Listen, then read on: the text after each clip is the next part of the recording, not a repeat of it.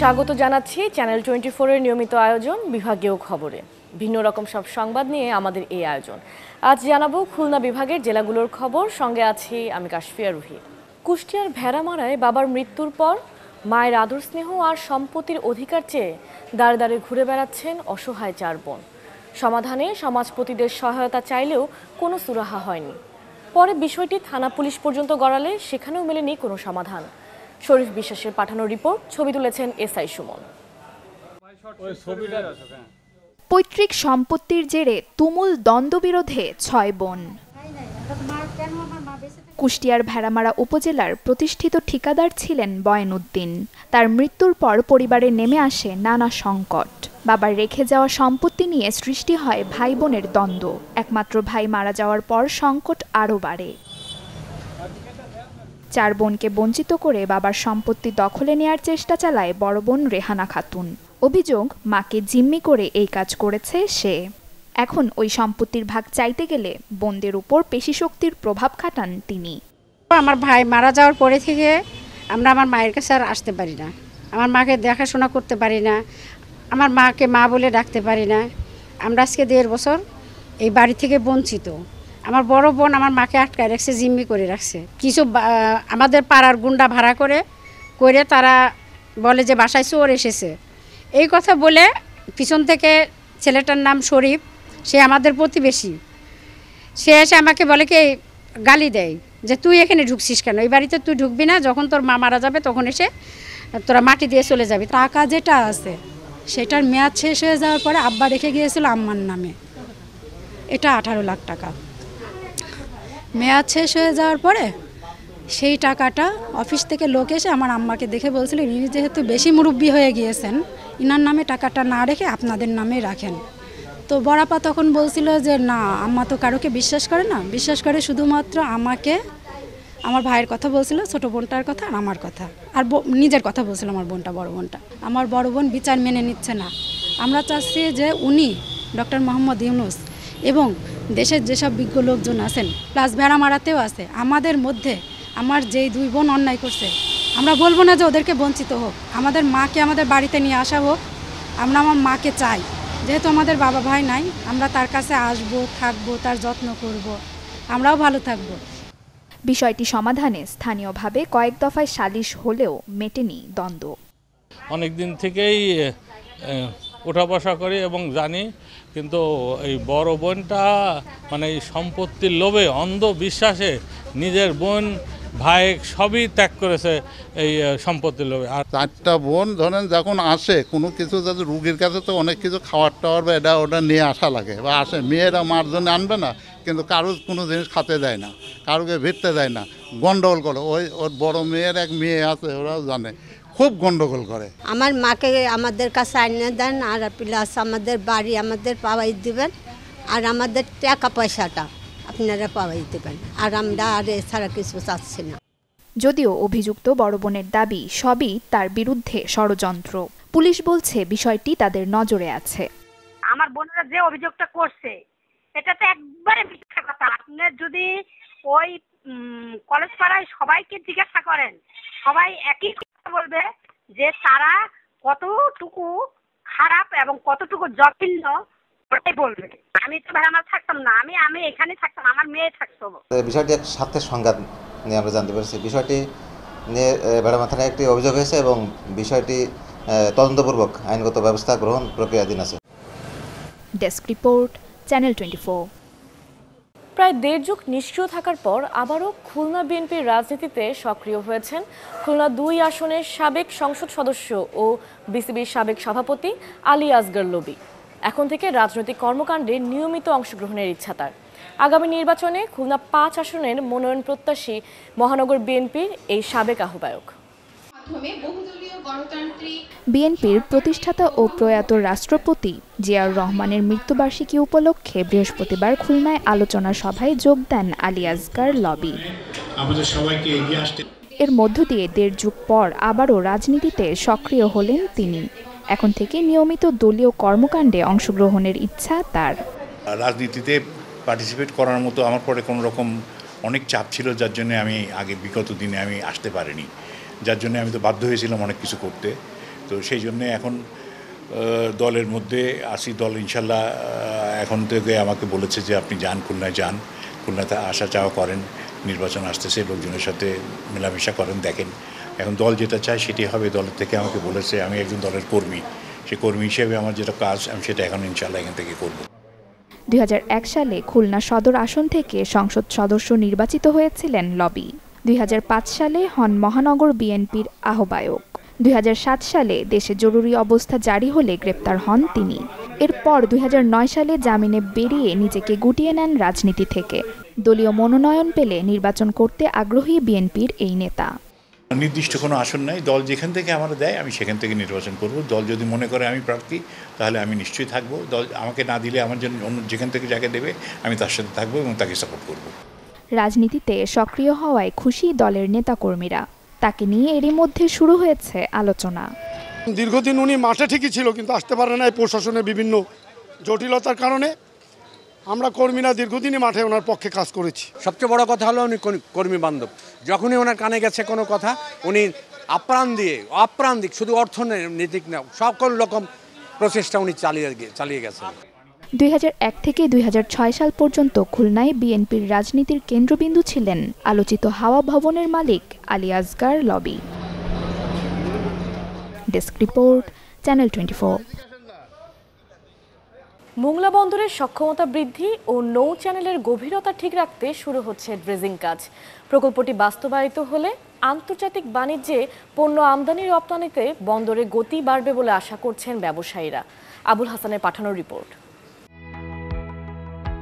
মোংলা সমুদ্র বন্দরের সম্ভাবনা কাজে লাগাতে চলছে নানা উন্নয়ন প্রকল্প, যার সুফলও মিলছে।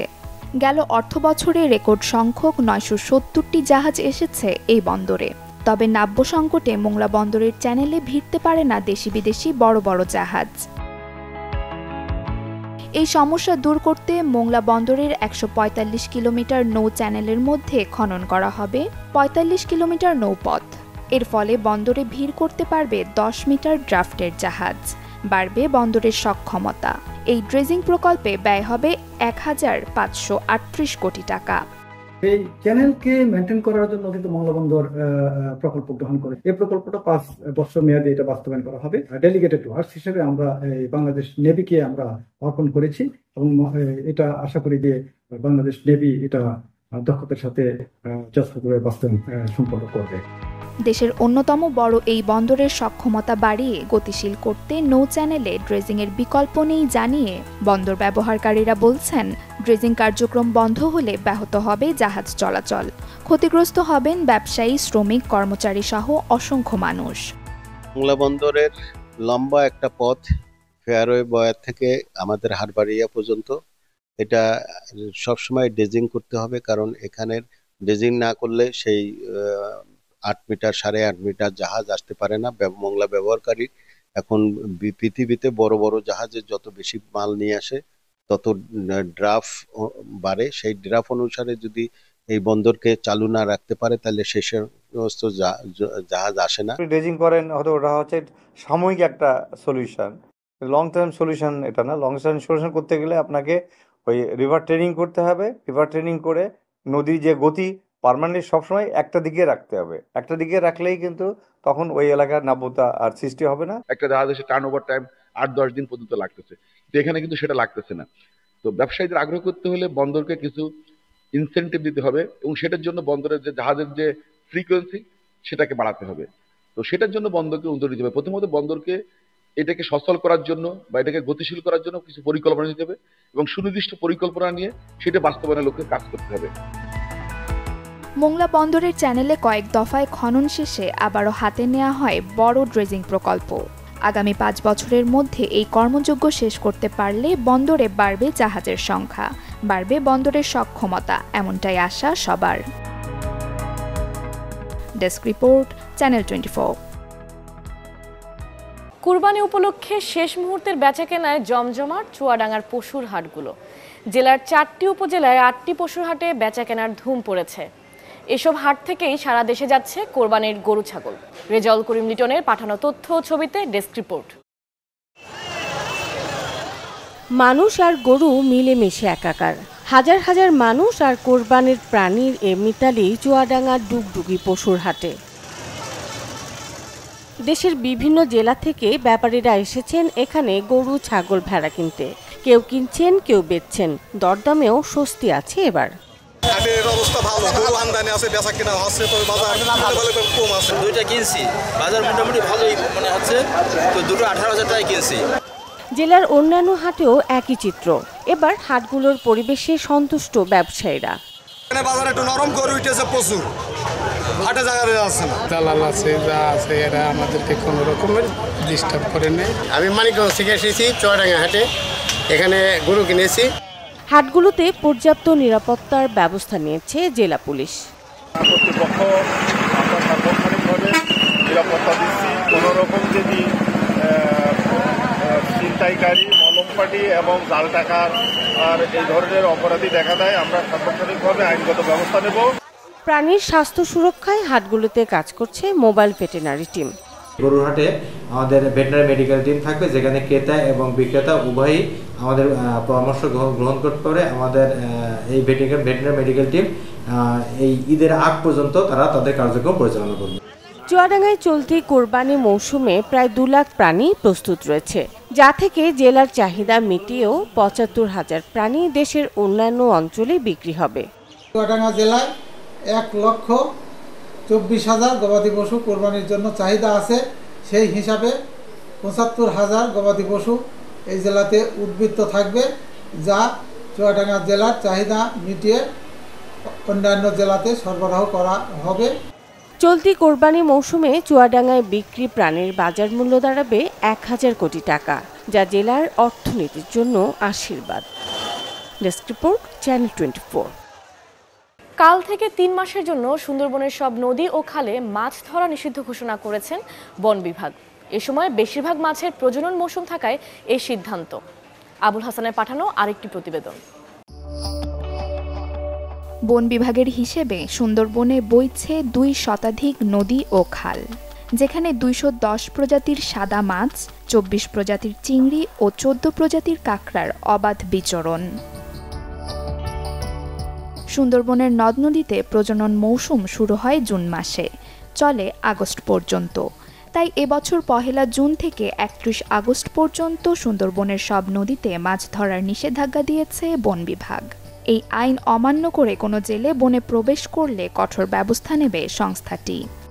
আমি যখন মাছ ধরবো না তখন সব পোনার বিস্তৃতি ঘটবে, সব মাছ ডিম দিবে, ভালোভাবে তারা ডিমগুলো ফুটবে, বাচ্চা মাছ ধরবে না, কিংবা ডিমওয়ালা মাছ মারা যাবে না, সুতরাং জীববৈচিত্র্য বেড়ে যাবে। পাশ আসলে অলরেডি বন্ধ আমরা করে দিয়েছি এবং তাদেরকে বলা হয়েছে 31শে মের মধ্যে তারা ফিরে আসবে, কারণ 1 জুন থেকে আমরা তাদেরকে জঙ্গলে থাকতে দেব। জেলারাও যেমন সুকৌশলে ঢোকার জন্য চেষ্টা করে এবং বীজ দিয়ে মাছ মারবে, এই জন্য আমরাও কিন্তু সেইভাবে চেষ্টা করে যাবো যে কোনো রকমের কোনো জেলে যেন ঢুকতে না পারে। পরিবেশবিদরা বলছেন, চলতি প্রজনন মৌসুমে অসাধু ব্যক্তিরা খালে বিষ প্রয়োগ করে মাছ শিকার করলে মৎস্য সম্পদ সহ সুন্দরবনের জলজ ও জীববৈচিত্র্যের ব্যাপক ক্ষতি হবে। এ কারণে কর্তৃপক্ষকে আরও কঠোর হওয়ার তাগিদ তাদের। এর মধ্য দিয়ে আমাদের মৎস্য সম্পদ বৃদ্ধি পাবে এবং প্রাকৃতিক যে ভারসাম্যটা সেটা কিন্তু সুরক্ষিত হবে।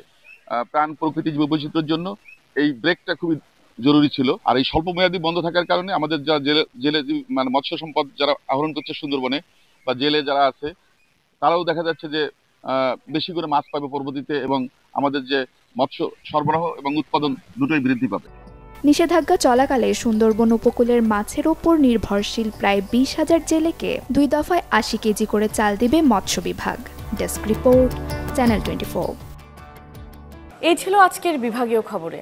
আগামীকাল নতুন স্বাদ ও ভিন্ন গল্পে আবারও হাজির হব, সাথেই থাকবেন।